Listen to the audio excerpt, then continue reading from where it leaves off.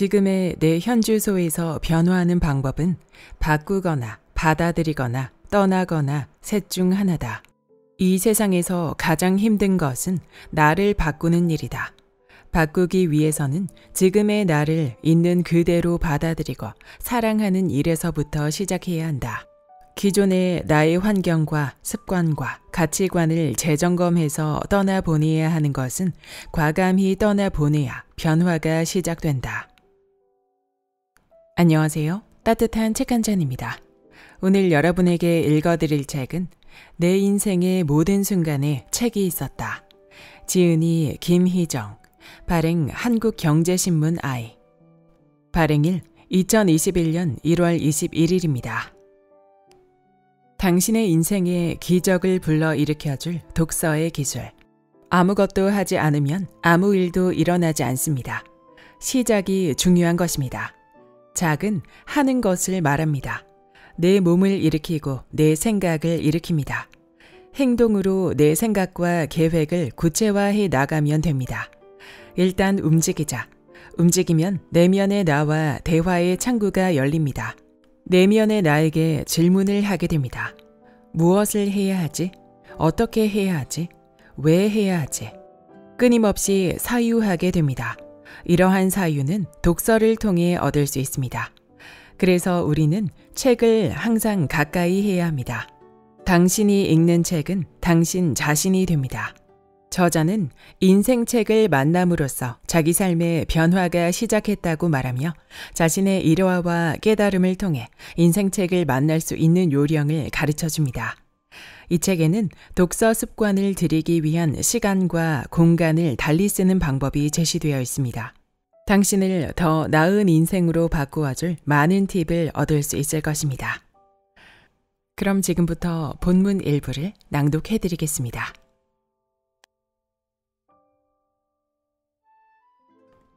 시간 쪼개기 노하우. 당신은 오늘 하루 무엇으로 채우셨나요? 내 뇌리를 때리는 말이었다. 미래는 하루를 무엇으로 채웠는가에 의해 결정된다는 것을 한순간에 인식한 순간이었다. 오늘 온종일 무슨 일을 했지? 온종일 바빴는데? 뚜렷하게 무엇을 했는지 기억나지 않고 하루가 그냥 가버렸다는 생각이 들었다. 내가 중심이 되어서 어떤 일을 하지 않으면 그냥 흘러가버리는 시간이 되어버린다. 퇴근 후 쌓인 피로와 일상은 하루를 점검하는 시간을 갖지 못하게 한다. 내가 중심이 되는 주체적인 삶을 산다는 인식보다 하루에 이끌려 살아간다는 느낌을 받는다. 그러면 더 피곤하고 지치는 하루를 보내게 된다. 이러한 일상이 누적되면 피로가 더욱 쌓이게 된다. 나는 오늘 하루 무엇으로 채웠나? 타인이 만들어 놓은 스케줄에 의해 내가 움직이고 행동하고 있는 것은 아닌가? 내 삶을 조망해 본 적이 있었는가를 돌이켜 보았다. 나의 하루를 객관적으로 들여다보았다. 이때부터 매일매일 똑같이 반복되는 시간이지만 시간의 밀도를 높이는 방법은 없을까를 고민하기 시작했다. 시간을 쪼개기 시작했고 시간을 모아야 내가 하고 싶은 것, 나를 변화시키는 시간을 확보할 수 있다는 자각이 들었다. 일본 메이지대 교수이자 기업 CEO의 멘토인 사이토 다카시는 시간 관리의 핵심은 시간에 쫓기지 않고 시간을 자유롭게 지배하는 능력을 몸에 익히는 데 있다고 말한다. 우리 모두에게는 1년 365일, 하루 24시간이 똑같이 주어진다. 하지만 우리가 만들어내는 성과는 천차만별이다. 해법은 시간 관리에 있다. 저자는 시간 관리의 시작을 1분에서 찾아보라고 권한다. 자신이 완전히 지배할 수 있는 1분을 확보해 가다 보면 점차 하루라는 시간을 자유롭게 지배할 수 있을 것이고 나아가 자신의 인생 전체를 지배하며 주도적인 삶을 살아갈 수 있다는 것이다. 그는 1분 독서가 자투리 시간의 질을 높인다고 한다. 키 구절에 집중하면 책에서 강조하고자 하는 핵심을 쉽게 파악할 수 있다는 것이다. 책을 서치할 때 인상적인 구절은 작가가 단어의 조합을 통해 자신의 사상을 담아낸다고 한다. 키 구절은 책의 독창성과 주제를 강조하는 역할을 하므로 큰 제목, 띠지, 소제목, 해설문 등에 자주 등장한다고 한다. 이 점을 알고 있으면 서치하기가 쉬워져서 독서 속도가 빨라진다고도 말한다. 그리고 1분 독서의 핵심은 책을 항상 손에 쉽게 닿는 곳에 두는 데 있다고 한다. 그의 책 시간 관리의 혁명에는 다음과 같은 내용이 나온다. 서재 책꽂이에 깔끔하게 꽂아 놓으면 일부러 책을 찾으러 움직이는 수고에 더해 읽기까지 이어지기가 그만큼 어려울 수밖에 없다. 그러면 1분 독서는 불가능하다. 자투리 시간에 손쉽게 책을 집어 책장을 넘기고 흥미로운 부분을 재빨리 읽는다. 이렇게 해서 흡수하는 지식의 질과 양은 어디에 내놓아도 손색이 없다. 시간을 쪼개는 것은 시간을 모으는 것이다. 당신은 오늘 하루 무엇으로 채우셨나요? 라는 문구가 내 뇌리를 때린 이후 나는 우선 주말 사용법을 바꾸어 보았다. 주말을 포트폴리오로 접근하자고 마음먹었다. 인생의 3분의 1은 주말이다. 이 주말을 어떻게 쓰느냐에 따라 인생이 바뀔 수 있을 것 같았다. 예전에는 주말은 곧 휴식이었다. 이것을 2개로 이분화했다. 메모 포스트잇을 반으로 나누어 왼쪽은 휴식을 위한 공간, 오른쪽은 미래의 나를 위한 공간으로 구분했다. 주말에 관한 관점을 재정립한 것이다. 소비로서만 시간을 보낸 것을 미래를 대비하고 생산적인 용도로도 시간을 활용하게 되었다. 나만의 쉼을 위한 시간 30%, 가족과 보내는 시간 30%, 자기 투자를 위한 시간 40%로 시간을 쪼개었다. 이렇게 하니 시간의 충실성이 크게 확대되었다. 시간의 질이 향상되었다. 주말을 어떤 관점에서 보느냐에 따라 엄청난 시간이 모이기 시작했다. 주중은 일용할 양식을 위해 시간을 보내고 주말은 미래를 준비하고 투자하는 시간과 나와 가족을 위한 휴식 시간으로 세팅했다. 또한 평일에는 새벽 시간을 활용해 우선순위를 건강회복, 운동으로 세팅했다. 그리고 쪼개고 모은 시간에 독서를 하려고 애썼다. 출근 전 30분, 출근 후 2시간, 이렇게 시간을 모아나가니 시간의 뭉치가 생겨나기 시작했다. 이 시간을 활용해 박사 논문을 쓰고 글을 쓰기 시작했다. 나의 변화는 시간 쪼개기 노하우에서 시작된 것이다. 우선 다이어리에 하루 시간을 어떻게 쓰고 있는지 살펴보았다. 그 이후 오늘 하루 시간을 어떻게 쓸지 기록했다. 다이어트 일지를 쓰듯 가계부를 쓰듯 시간 가계부를 써서 집중해서 할 일과 여유를 두고 할 수 있는 일 등 일의 성격에 따라 시간을 배분했다. 시간의 집중과 이완을 계획했다.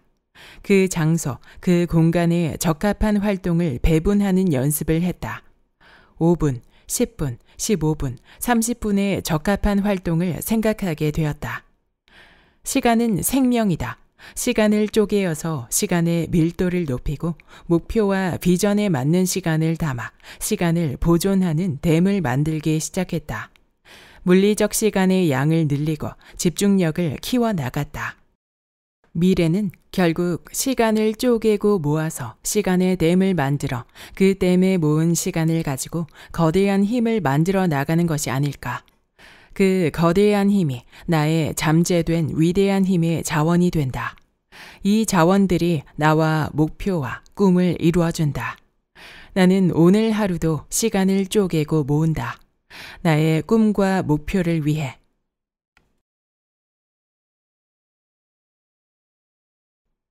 부는 천천히 그리고 에스컬레이터식으로 온다. 친정 어머니는 결혼 전 은행에 근무했다. 그 당시 제법 큰 은행에 근무하면서 나름 남들이 우러러보는 직장 생활을 했을 것 같다. 그 후 대학 나온 잘생긴 총각인 아버지와 결혼했지만 이상과 현실의 차이는 생각보다 컸으리라. 9남매의 장남인 아버지, 박봉인 월급과 딸 5이라는 현실은 평생 무거운 짐으로 어깨를 짓눌렀을 것이다. 젊어서 가졌던 핑크빛 이상과는 한참 거리가 멀었다.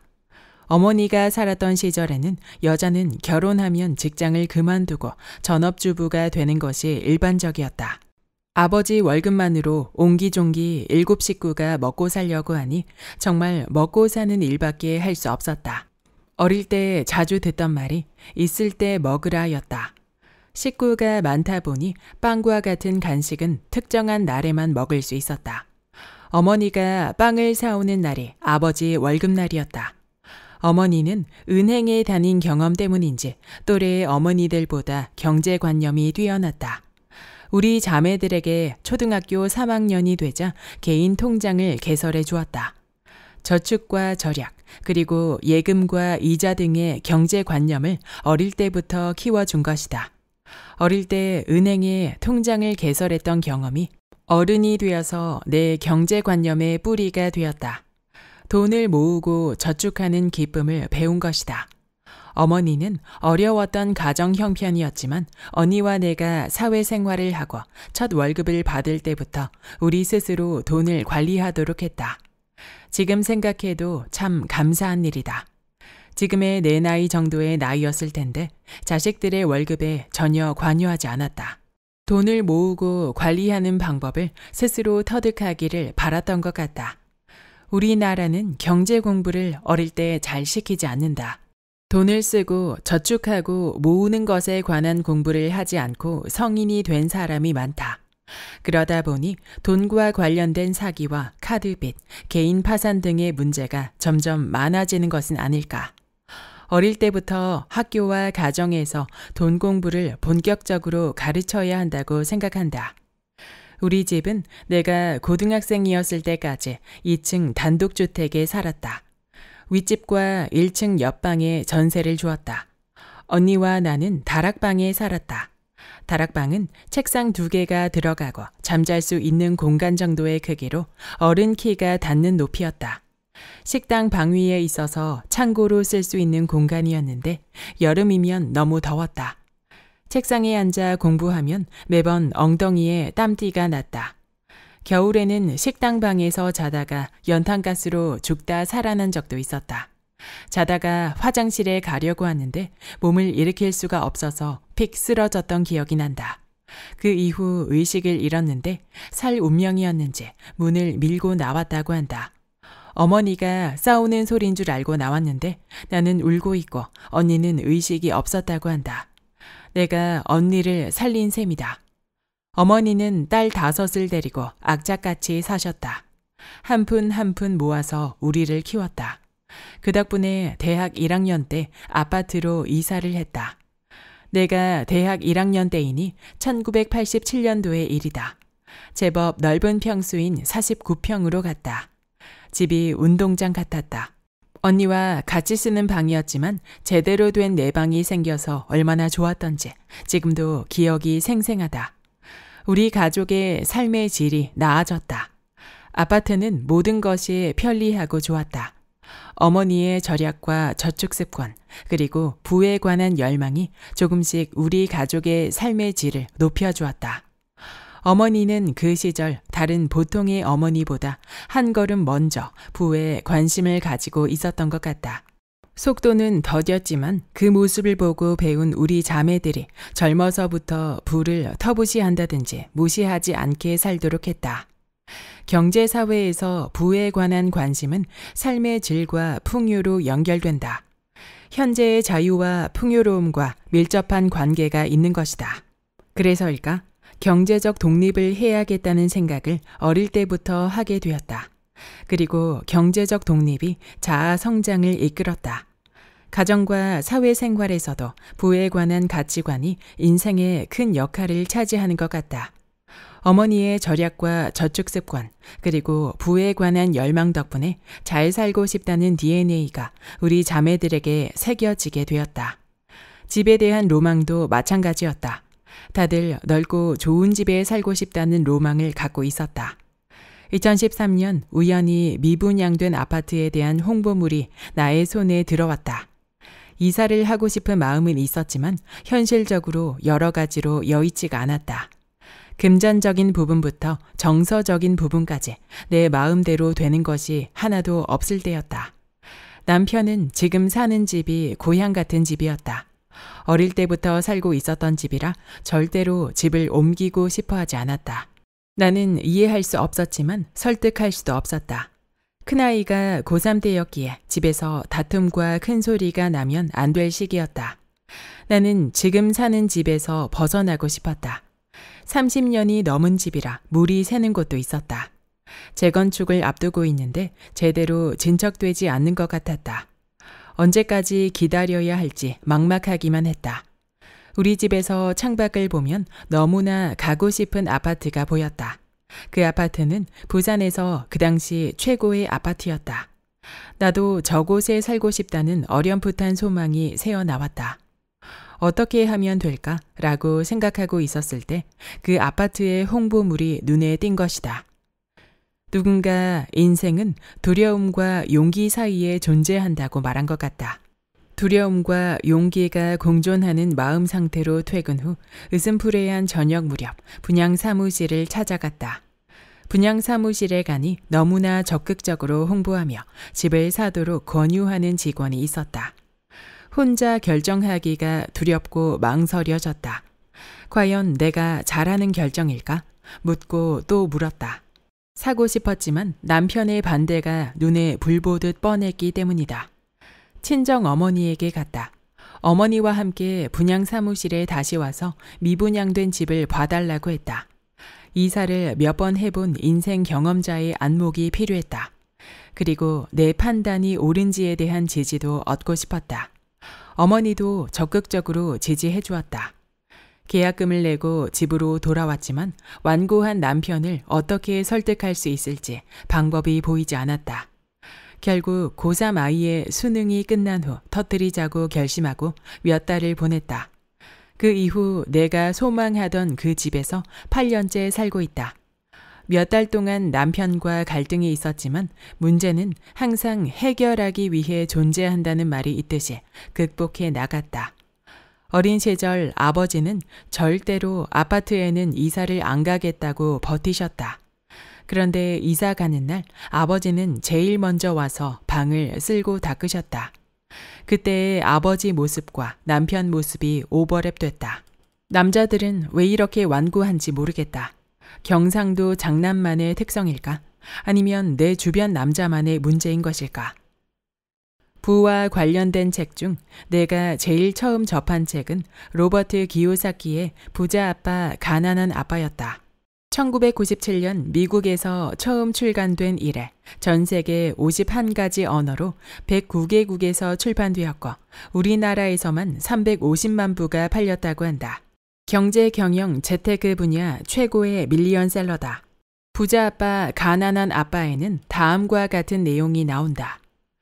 돈은 힘의 한 형태다. 하지만 그보다 강력한 것은 돈에 관한 지식이다. 돈은 있다가도 없는 것이지만 돈의 작용 원리에 관한 지식만 있으면 돈을 통제할 수 있을 뿐만 아니라 부를 쌓을 수 있다. 긍정적인 사고만으로는 충분치가 않다. 왜냐하면 대부분 사람은 학교에서 돈의 작용 원리에 대해 전혀 배우지 못하고 그래서 평생을 돈을 위해 일하는 데 바치기 때문이다. 그의 말처럼 학교와 가정에서 우리는 돈의 작용 원리에 관해 배운 적이 없다.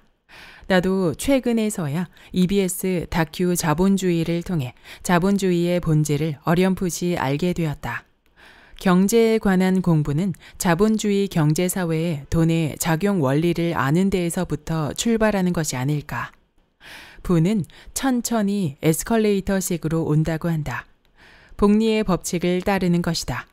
처음에는 표도 안 나게 더디고 느리지만 조금이 모여서 리듬을 타는 것이다. 우리가 인생에서 부라고 부를 수 있는 성공, 건강, 행복, 사랑, 이자, 공부 등은 모두 복리의 법칙을 따른다. 더 오래 할수록 끝에 더 가까이 다가갈수록 더 큰 이득과 가속도를 얻을 수 있기 때문이다.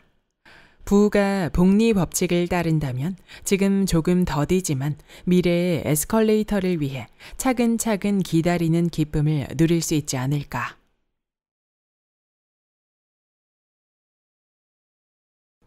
나는 살기 위해 읽기 시작했다.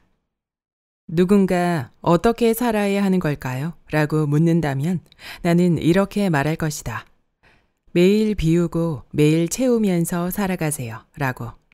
하루를 매일 리셋하는 것이다. 내 감정과 기분을 매일 새로 리셋하면 하루하루가 새로운 인생이 되지 않을까? 내 인생 최고의 날은 오늘이라고 하니까. 나는 책을 통해 매일 리셋한다. 책을 읽으면 힐링이 된다. 피곤이 싹 달아난다. 에너지를 얻는다. 책을 통해 지식과 정보를 얻는 실용적인 차원이 아니다. 책을 읽으면 마음의 위로를 받기 때문이다. 내가 참 옹졸하게 생각했구나. 아, 이렇게 생각하는 사람도 있구나. 나도 이런 멋진 사람이 되고 싶다라고. 그래서 책은 나의 친구이며 인생의 동반자와 같은 존재다. 서점에 가서 책을 뒤적이면 2-3시간이 금방 간다. 시간 가는 줄 몰랐다는 말이 딱 맞는 표현이다. 책이 나에게 다가오기 시작한 것은 초등학교 5학년 때다. 쾌도 루팡이 나오는 추리소설 전집이 내 책 읽기의 시작이었다. 단짝 친구 집에 추리소설 전집이 있었다. 내 기억으로 한 50권 정도 되었던 것 같다. 사건과 사건이 줄줄이 시리즈로 연결되어 있어서 너무 재미있었다. 흥미진진했다. 한 권 한 권 빌려 읽다가 순식간에 다 읽게 되었다. 그 이후 우리 집에 있는 책을 닥치는 대로 읽었다. 그 중에는 호기심 천국과도 같았던 성인물도 있었다. 부모님이 책꽂이에 무심히 꽂아둔 것을 무엇인지도 모르고 읽었다.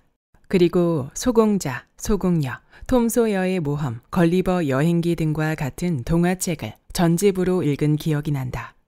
지금 떠올려도 읽으면서 행복했던 기억들이 추억으로 엮여 나온다. 몰입의 즐거움을 알게 해준 책들이다. 중고등학교 시절에는 만화책과 하이틴 소설도 엄청 읽었다. 어릴 때부터 스토리가 있는 세상을 좋아했다. 비현실적인 상상의 세계에 대한 호기심과 동경이 컸던 것 같다. 그것이 나를 살게 하는 힘이 되어주기도 했다. 나는 사람이 살기 위해서는 3가지 미가 있어야 한다고 생각한다. 그것은 의미, 재미, 흥미다. 그리고 3가지 거리가 있으면 좋겠다고 생각했다. 볼거리, 읽을거리, 할거리다. 우리가 일하는 것은 꼭 경제적인 이유만은 아닌 것 같다.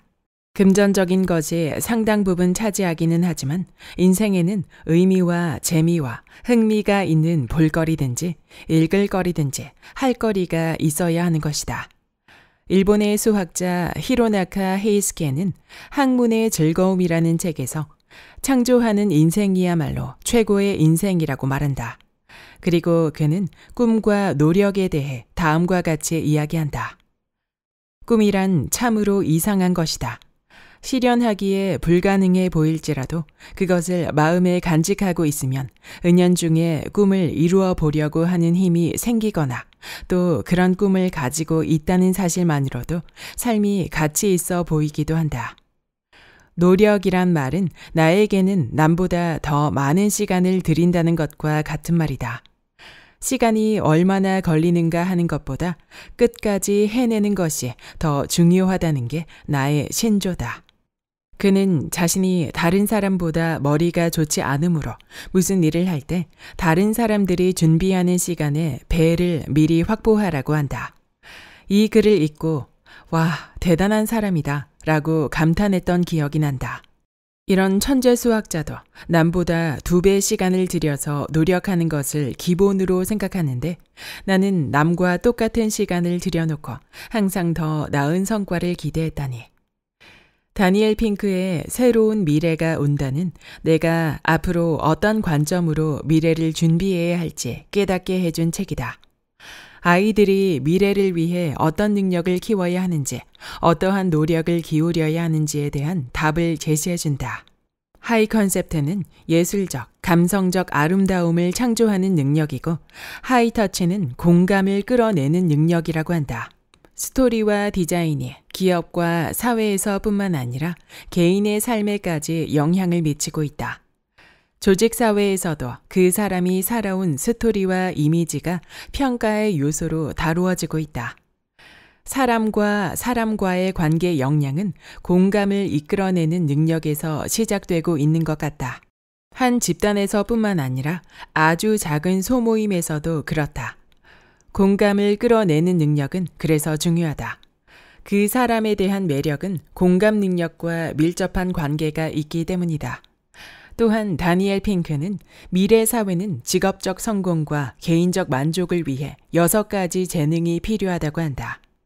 첫째, 디자인. 둘째, 제3의 감성, 스토리.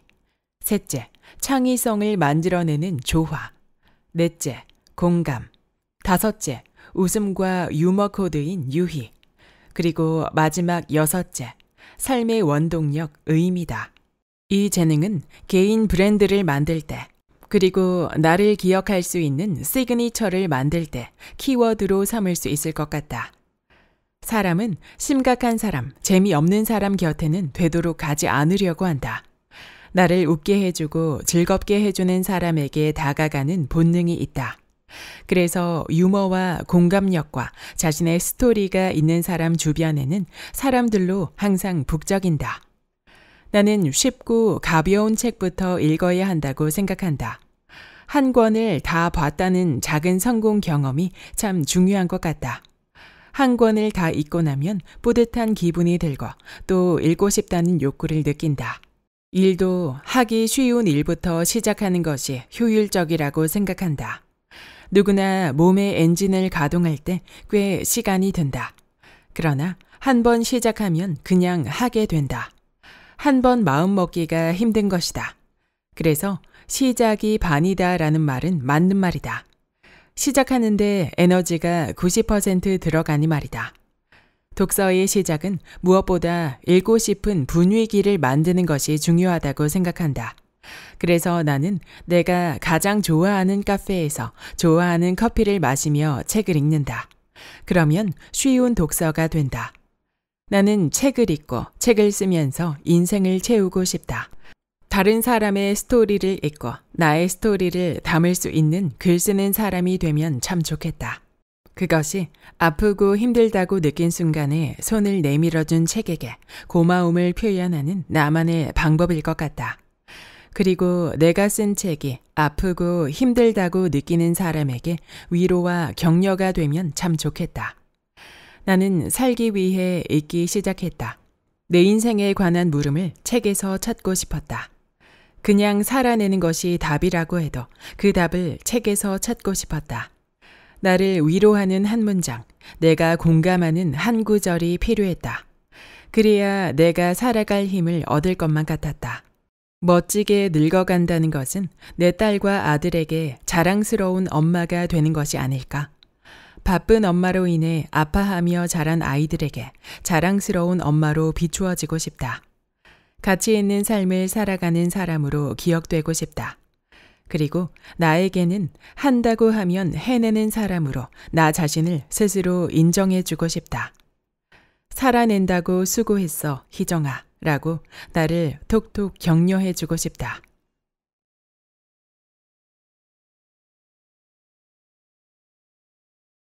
책은 반드시 구매해서 읽어라. 내가 버는 10%는 책값이다. 미래를 위한 투자는 자신을 위한 투자다. 흔히 자신에게 투자하는 것이 가장 많이 남는 장사라고 말한다. 내가 버는 돈의 10%는 내일의 나를 위해 투자해야 한다. 그래야 내가 그린 미래의 나의 모습으로 살 수 있다. 좋은 대학 입학만이 유일한 목표인 사람이 있다. 대학에 입학하면 그것으로 끝이라 여기며 인생 목표를 이뤘다 생각하는 것이다. 그 사람에게는 좋은 대학 입학이 인생에서 내세울 전부다. 좋은 직장에 취업하는 것이 목표인 사람이 있다. 좋은 직장이 인생의 목표이자 전부다. 정체된 인생으로 더는 발전이 없다. 반면 매년 성장하는 사람이 있다. 오래간만에 만났는데 그 사람이 성장했다는 것을 느낄 때도 있다. 그 차이는 독서에서 오는 것이 아닐까. 사람은 인위적인 외부 자극 없이는 잘 바뀌지 않는다고 한다. 사람의 경험이 책과 만나 숙성되면 성장해 나간다. 나는 남녀공학 고등학교를 나왔다. 졸업 후 20주년 홈커밍데이 행사에 참석하게 되어 20년 만에 졸업한 친구를 만났다. 고등학교 3학년 때에 은사님을 초청한 제법 큰 행사였다. 20년의 세월 동안 친구들이 어떻게 변했을지 반가운 반, 두려운 반을 가지고 참석했는데 놀라웠던 것은 여학생이 남학생보다 참여율이 높은 것과 50% 이상의 학생이 참여했다는 점이다. 10년이면 강산이 변한다고 한다. 졸업 후 20년은 강산이 2번 변하는 시간이다. 고등학교 때와 별반 차이가 없는 친구도 있고 완전히 환골탈태한 친구도 있었다. 그때 깨달았다. 졸업은 인생의 새로운 출발이구나. 성장하는 사람과 머물러 있는 사람, 후퇴하는 사람이 있구나라고. 자신에게 투자하지 않으면 제자리에 멈춰 있게 된다. 멈춘다는 것은 퇴보하고 있다는 것이다. 세상은 너무 빨리 변한다. 남들은 그에 맞추어 변해가고 있다. 버는 금액의 10%는 책, 세미나 등 자기 개발에 투자해야 한다. 그 비용을 치르지 않으면 5년 후, 10년 후를 보장받을 수 없다. 책을 읽는 사람은 누구나 책을 구매해서 읽으라고 말한다. 책은 필요할 때, 읽고 싶을 때 읽어야 집중해서 읽을 수 있기 때문이다. 독서만큼 투자 대비 효과를 거둘 수 있는 것은 없다. 사람이 바뀌려면 시간을 달리 쓰든지 환경을 바꾸든지 새로운 사람을 만나야 한다고 한다. 이 세 가지가 아니면 사람은 바뀔 수 없다. 독서는 이것을 가능하게 하지 않을까? 책을 읽기 위한 시간을 모으려면 TV나 인터넷 서핑을 그만두어야 한다. 이것은 시간과 공간을 달리 쓰는 것이다. 책 속에서는 자수성가한 사람을 비롯한 성공한 사람, 지혜로 무장한 사람을 만날 수 있다. 만나는 사람이 확 바뀐다. 소설로는 다양한 캐릭터의 삶을 만나게 된다. 인간에 대한 이해의 폭이 커진다. 관심사가 조금씩 변한다. 이전에 그렇게 가치 있게 보이던 것이 전혀 의미가 없어지기도 한다. 우리가 키워야 할 무기는 5가지가 있다고 한다. 읽기, 쓰기, 말하기, 온 오프라인 네트워크, 그리고 퍼스널 브랜딩이다. 이 무기를 잘 장착하느냐에 따라 삶의 무게가 달라진다. 말하기와 쓰기는 표현하는 능력이다. 말하고 쓰는 아웃풋을 위해서는 다양한 읽기가 인풋되어야 한다. 인풋이 많을수록 아웃풋의 질도 달라진다. 세상에서 내 목소리를 가지고 내 생각을 말할 수 있을 때 그 사람에 대한 가치가 상승한다. 지금은 필기시험보다 인터뷰, 면접, 자기소개가 시험의 당락을 결정하는 시대가 되었다. 표현의 시대가 된 것이다. 내가 버는 돈의 10%는 자신에게 투자해야 한다. 자신에게 투자한 것이 시드머니가 되어 미래의 자본으로 돌아온다. 오늘의 내 시드머니를 나에게 투자하지 않으면 나의 미래는 없다. 가장 좋은 투자는 자기 자신에게 하는 투자다. 책은 반드시 구매해서 읽고 내가 버는 돈의 10%는 책값으로 적립하자. 이것이 나의 미래에 대한 최소한의 예의다. 이 예의가 미래를 위한 준비다. 우리는 모두 지식 근로자, 자기 개발서를 읽어라. 피터 드러커 자기 경영 노트에 공헌에 관한 다음과 같은 내용이 나온다. 자신의 공헌에 책임지는 사람으로 대접받고 싶은 사람이라면 자기 산출물의 유용성에 관심을 가져야 한다. 다시 말해 자신이 가진 지식의 유용성에 관심을 가져야 한다는 뜻이다. 목표를 달성하는 지식 노동자들은 이 점을 알고 있다. 그들은 다른 동료들에게 무엇이 필요한지, 그들이 무엇을 흥미있게 보는지, 그리고 무엇을 이해하고 있는지 파악하려는 높은 목표 지향성에 따라 거의 무의식적으로 행동하기 때문이다. 그리고 그는 지식 근로자는 3가지 영역에서 성과를 내야 한다고 한다. 첫째, 직접적인 결과를 만들어내야 하고, 둘째, 가치를 창출하고 재확인해야 하며 셋째, 내일을 위한 인재를 확보하고 개발해야 한다고 한다. 우리는 모두 지식 근로자다. 공기업에 속해 있는 공무원이든 사기업에 속해 있는 회사원이든 아니면 개인 사업자이든 간에 우리는 모두 지식 근로자다. 자신의 지식을 가지고 그 부가가치로 자신의 일상을 살고 미래를 준비한다. 지금 가지고 있는 지식이 5년 후, 10년 후 유용하지 않을 수도 있는 시대를 살아가고 있다. 이러한 사회 환경 속에서 자신이 가지고 있는 지식을 개선하고 개발해 혁신해 나가야 한다. 매몰되지 않으려면 사회의 변화에 민감하게 반응하고 발맞추어야 한다. 변화를 기회로 삼아서 자신을 개발하지 않으면 안 되는 것이다. 어떤 사람은 자기 개발서를 100권 읽으면 자신을 바꿀 수 있다고 말한다. 반면 어떤 사람은 자기 개발서는 거기서 거기라고 말한다. 한 권을 읽고 자신을 획기적으로 바꾼 사람도 있고 100권을 읽어도 변화가 없는 사람도 있다. 몇 권을 읽는다는 행위 자체보다 얼마나 절실하게 읽고 어떻게 받아들이는가에 따라 달라지는 것이 아닐까. 사람의 습관과 생각은 잘 바뀌지 않는다. 본성으로 돌아가고자 할 때마다 외부 자극을 주지 않으면 편안한 본성으로 돌아간다. 습관이 그 사람의 정체성이다. 습관을 바꾸려면 기본 21일이 필요하다. 그리고 습관이 숙성하는 데는 100일, 완전히 본성이 바뀌는 데는 1000일 정도 걸린다고 생각한다. 1000일은 자신의 정체성이 확고해지는 시간이다. 그 이전까지는 계속해서 자기 개발서를 읽고 자신이 원하는 모습을 만들기 위해 노력해야 한다. 한 번도 자기 개발서를 읽지 않은 사람은 마음에 가는 책 한 권을 정독해 보기를 바란다. 그러면 길이 보인다. 또 읽고 싶은 충동이 든다. 그렇게 변화가 시작된다. 나는 세계 최고의 인재들은 왜 기본에 집중할까라는 책을 통해 결론을 끌어내는 사고법도 배웠다. So what? Why so? So what은 어떤 결론에 도달했을 때 다음에 무엇을 할 수 있을까에 대한 사고를 할 수 있게 한다. 그리고 why so는 왜 그렇게 되었을까라고 생각하면서 문제를 깊게 세밀하게 파고들 수 있게 해준다. 이렇게 자기 개발서를 읽으면 일상에 바로 활용할 수 있는 많은 팁을 얻을 수 있다. 그래서 나는 의식적으로라도 자기 개발서를 꾸준히 읽고 있다. 현대를 살아가는 사람은 모두 지식 근로자다. 지식 근로자는 자신의 지식을 근로 조건으로 살아가는 사람이다.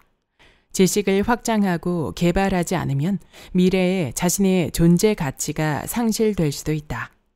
지식 근로자로서 가장 빠른 업그레이드를 할 수 있는 방법은 자기 개발서를 통해 내면의 힘을 키우고 의식 변화를 가져오는 것이 아닐까.